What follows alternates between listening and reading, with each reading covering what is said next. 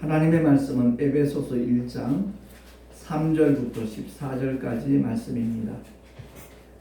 제가 봉독을 하도록 하겠습니다.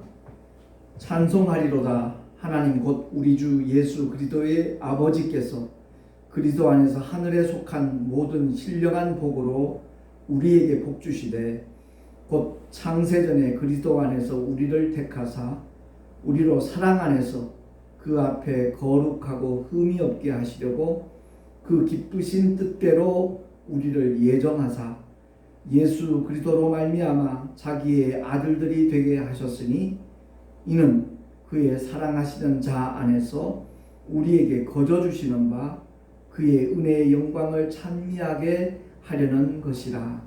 우리가 그리스도 안에서 그의 은혜의 풍성함을 따라 그의 피로 말미암아 구속 곧 죄사함을 받았으니 이는 그가 모든 지혜와 총명으로 우리에게 넘치게 하사 그 뜻의 비밀을 우리에게 알리셨으니 곧 그 기쁘심을 따라 그리스도 안에서 때가 찬 경륜을 위하여 예정하신 것이니 하늘에 있는 것이나 땅에 있는 것이 다 그리스도 안에서 통일되게 하려 하심이라. 모든 일을 그 마음의 원대로 역사하시던 자의 뜻을 따라 우리가 예정을 입어 그 안에서 기업이 되었으니 이는 그리스도 안에서 전부터 바라던 우리로 그의 영광의 찬송이 되게 하려 하심이라. 그 안에서 너희도 진리의 말씀 곧 너희의 구원의 복음을 듣고 그 안에서 또한 믿어 약속의 성령으로 인치심을 받았으니 합독합니다. 이는 우리의 기업의 보증이 되사 그 얻으신 것을 구속하시고 그의 영광을 찬미하게 하려 하심이라. 아멘. 기도하겠습니다. 하나님 아버지 감사합니다. 오늘도 주의 진리의 말씀, 생명의 말씀을 들을 수 있는 복된 시간을 우리 모두에게 허락하심을 감사합니다. 들을 길을 허락하여 주셔서 말씀에 담겨져 있는 하나님의 약속들이 무엇인가 바로 깨닫게 하시고 주님의 은혜 가운데 그 모든 것을 누리면서 만나는 모든 자들에게 그 복과 은혜를 나눌 수 있는 하나님의 사람으로 살게 하여 주시옵소서. 전하는 자 듣는 자 다 함께 큰 은혜 있기를 간절히 소망하며 우리 구주 예수 그리스도 이름으로 감사하며 기도하옵나이다. 아멘. 해가 바뀔 때마다 복 받으세요라는 인사를 많이 하죠. 복을 싫어하는 사람은 아무도 없을 겁니다. 그런데 진정한 복이 무언가를 알지 못하는 그런 경우가 허다해서 오늘 말씀을 통해서 믿는 자들, 그리스도 안에 들어온 성도들, 그들이 누리게 되는 하나님의 복과 은혜가 어떤 것들인가 하는 것을 오늘 본문의 말씀을 통하여 함께 우리가 살펴보고자 합니다. 가장 근본적인 것은 새로운 피조물이 되는 겁니다. 고린도 후서 5장 17절 말씀 잘 아시죠? 그런데 누구든지 그리스도 안에 있으면 새로운 피조물이라. 이전 것은 지나갔으니 보라 새 것이 되었도다 라고 사도 바울이 선언하는 그 말씀을 우리가 잘 알고 있습니다. 근데 거기에 담겨져 있는 어떤 복이 있는지를 제대로 아는 경우는 없을 때가 많더라고요. 그래서 새로운 피조물이 된다는 그 말씀의 의미는 첫 아담이 선악과를 따먹음으로 말미암아 우리는 다 죄 아래 있었거든요. 죄를 가진 자가 됐단 말이죠. 그런데 그리스도 안에 들어오는 순간 바로 그 믿음의 사람은 첫 아담에게 속한 자가 아니라 둘째 아담에게 속한 자로 완전히 달라진다는 겁니다. 다시 말해서 십자가에 흘리신 주님의 보혈로 지난날의 모든 죄는 물론이고 아담의 원죄까지 다 깨끗하게 씻음 받아서 거룩한 영혼이 된다라는 겁니다. 인간은 아무리 애쓰고 노력해도요 스스로 거룩한 자가 될 수 없는 겁니다. 거룩한 영혼이 결코 되어질 수 없는 겁니다. 그래서 하나님께서 그 독생자를 이 땅에 보내주셨고 죄와 상관없는 하나님의 아들이 인류의 모든 죄를 양어깨에 짊어지시고 십자가에서 피 흘려 죽으셨다가 사흘 만에 부활하심으로 말미암아 누구든지 예수를 믿기만 하면 그리스도 안에 들어와 새로운 피조물이 될 수 있는 영원한 축복을 하나님께서 주셨다는 겁니다. 하나님의 선민 이스라엘 백성들 참 복받은 사람들이죠.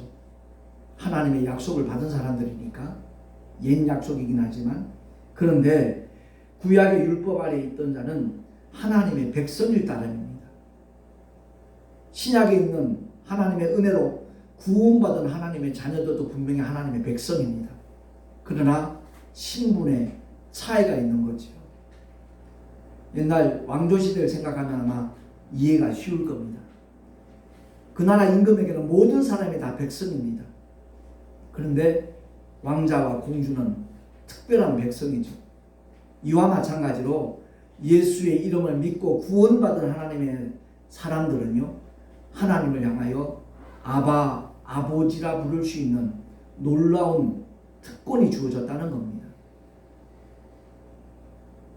그래서 성도들에게 하나님께서는 하늘에 속한 모든 신령한 복을 주신다 그랬는데, 그 신령한 복이 뭐냐? 바로 죄가 사하여지는 속죄의 은총이라는 겁니다. 그 복을 받기 전에는 결코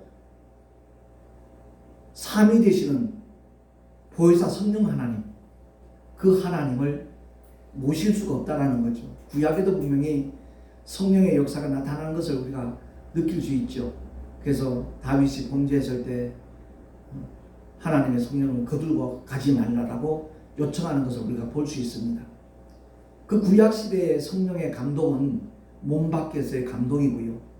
구약의 어느 인물 속에도 그 영혼 속에 성령이 임하신 적은 없는 겁니다. 그러니까 요한복음 7장을 잘 읽어보면 그 메시지가 그대로 나와 있습니다. 주님이 십자가에서 피 흘려 죽으시고 부활하셔서 영광 받으시기 전에는 보혜사 성령 하나님이 어떤 영혼 속에서도 임할 수 없었다는 거죠. 왜? 죄 때문에. 죄가 처리되지 않았으니까. 구약의 모든 제사법은 짐승의 피를 대신 자기의 죄에 사함 받는 제물로 사용을 했거든요. 근데 그것은 유한하다는 거죠. 1년이 지나가면 다시 그 죄가 생각나는 짐승의 피일 뿐입니다. 근데 하나님의 독생자는 이 땅에 오셔서 십자가에서 흘리신 그 보혈이 인류의 모든 죄를 단번에 사하셨다는 것을 성경은 선언하고 있는 겁니다. 이 약속을 믿는 자가 되십시다. 이 약속을 믿는 자들이 곧 하나님의 자녀가 되는 권세를 얻는 겁니다. 그래서 오늘 본문 4절 5절 보니까 함께 합독을 하겠습니다. 시작. 곧 창세전에 그리스도 안에서 우리를 택하사 우리로 사랑 안에서 그 앞에 거룩하고 흠이 없게 하시려고 그 기쁘신 뜻대로 우리를 예정하사 예수 그리스도로 말미암아 자기의 아들들이 되게 하셨으니 아멘. 그렇습니다. 구약의 위대한 인물들 많지요.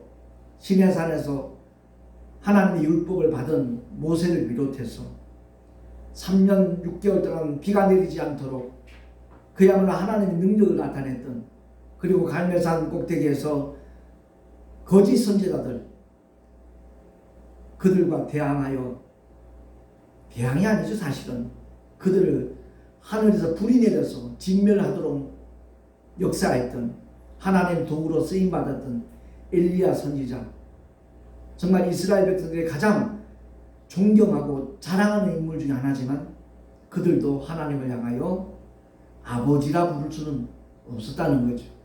왜? 예수께서 아직 이 땅에 오시지 않았기 때문에. 그 모형으로, 그림자로, 비유로 그들은 짐승의 피를 가지고 죄사함을 받는 그런 하나님의 역사를 간접 경험만 했지, 실제적으로 인류의 모든 죄가 사하는 그 은택은 누리지 못한 믿음의 사람들이었기 때문에 하나님을 향하여 감히 아버지라 부를 수는 없었다는 겁니다. 그래서 그리스도 안에서 가장 크신 은혜가 무엇인가? 새로운 피조물이 된다는 겁니다. 다른 말로 바꿔 말하면 죄사함을 받은 거룩한 영혼이 된다는 것이죠. 그래서 우리 하나님께서는 그리스도 안에 들어온 자와 들어오지 못한 자 가는 길이 완전히 다르다는 것을 성경은 말씀을 하고 있는 겁니다. 주보에 나와 있는데 베드로전서 1장 14절 말씀 한 번 더 합독을 하겠습니다. 시작. 썩지 않고 더럽지 않고 쇠하지 아니하는 기업을 잊게 하시나니 곧 너희를 위하여 하늘에 간직하신 것이라. 아멘. 저와 여러분이 주를 위하여 큰 일을 하지 못했다 할지라도 하나님의 상속자가 되었다는 겁니다. 그래서 성령이 오셔서 아버지라 부를 수 있는 그 은혜를 부여해 주신 겁니다.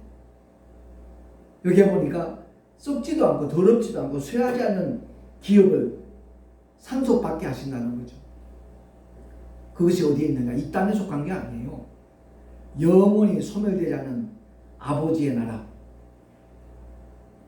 그 아름다운 천국에서 그 기업을 이어받을 수 있도록 하나님께서 우리에게 놀라운 은혜를 베푸셨다는 것을 성경은 말씀을 하고 있습니다. 그래서 우리가 그리스도 안에서 기업이 되었다는 사실이죠. 저와 여러분이 이 세상에는 때로는 연약한 모습으로, 부족한 모습으로, 혹은 경제적으로 어려운 삶의 자리에 처했다 할지라도 이 나그네의 인생길을 마치는 그 순간에는 우리 주님이 예비하신 그 놀라운 기업의 주인공이 된다는 것을 믿고 날마다 소망 가운데 믿음으로 승리하는 하나님의 사람들 되시기를 예수 이름으로 축원합니다. 그러니까 눈에 보이지 않는 영적인 존재들이 분명히 실존하고 있거든요. 예수 믿는 순간에 하나님께서는 하나님의 자녀가 되는 권세를 주셨다고 그랬죠. 지난주에도 잠깐 말씀했지만 권세와 권능의 차이를 우리는 알아야 돼요. 대감집 도련님이 기껏해야 5살, 6살밖에 되지 않는데 돌쇠야 그러면 20대 건장한 청년이 예 도련님 하고 굽신굽신하죠. 이와 마찬가지입니다. 하나님의 자녀가 되는 권세를 가진 저와 여러분에게 놀라운 능력을 나타낼 수 있는 권능들이, 다시 말해서 천군 천사들이 우리의 수종자가 된다는 것을 확실히 깨달으시기 바랍니다. 그래서 히브리서에 그 말씀이 나와 있어요. 히브리서 1장 7절 주보에 나왔으니까 한번 합독합니다. 시작. 또 천사들에 관하여는 그는 그의 천사들을 바람으로 그의 사역자들을 불꽃으로 삼으시느니라. 아멘. 사도행전 2장 1절 이하에 보면 오순절 마가다락방에 성령이 임하시는 날 불의 혀 같은 것이, 급하고 강한 바람 소리 같은 것이 들렸다라고 성경은 분명히 증거를 하고 있지요. 바로 성령 하나님께서 임하실 때 그 천군 천사들이 수종드는 광경이 그렇게 보여진 겁니다. 그래서 저와 여러분이 믿음의 길을 걸어갈 때마다 그 천군 천사들이 우리를 인도하고 보호하고 수종들고 지킨다는 것을 알고 날마다 믿음으로 담대히 나가는 하나님의 사람들로 살아갈 수 있기를 예수 그리스도의 이름으로 축원합니다. 네. 그래서 히브리서 1장 14절에 분명히 다시 한번 확언을 하잖아요. 주보에 있으니까 합독합니다. 시작. 모든 천사들은 부리는 영으로서 구원 얻을 후사들을 위하여 섬기라고 보내심이 아니뇨. 아멘. 그렇습니다. 천군 천사들이 파송됐다는 거죠. 내가 예수 이름 앞에 무릎을 꿇고 그 이름을 나의 구세주로, 하나님의 아들이신 예수가 나의 구원주임을 믿고 영접하고 고백하는 그 순간에 천군 천사들은 바로 그 사람에게 와 있다는 거죠. 그러니까 어떤 힘들고 어려운 일이 있을 때, 질병이 찾아왔을 때도 마찬가지입니다. 근력사는 더러운 귀신들을 예수 이름으로 명하기만 하면 천군 천사들이 그 일을 안전하게 정말 책임지는 역할을 한다는 것을 알고 천군 천사를 부릴 수 있는 그런 믿음의 용사들이 될 수 있기를 소망합니다. 그래서 오늘 본문에도 보니까 진리의 말씀, 구원의 복음을 듣고 믿어 약속의 성령으로 인치심을 받았다라고 말씀하고 있잖아요. 13절의 말씀입니다. 여기서 인친다는 말은 도장을 찍었다는 거죠. 너는 내 것이라고 하나님께서, 너는 내 자녀라고 도장을 찍어서 그야말로 누구도 손대지 못하도록 하나님이 역사하신다는 거죠. 성령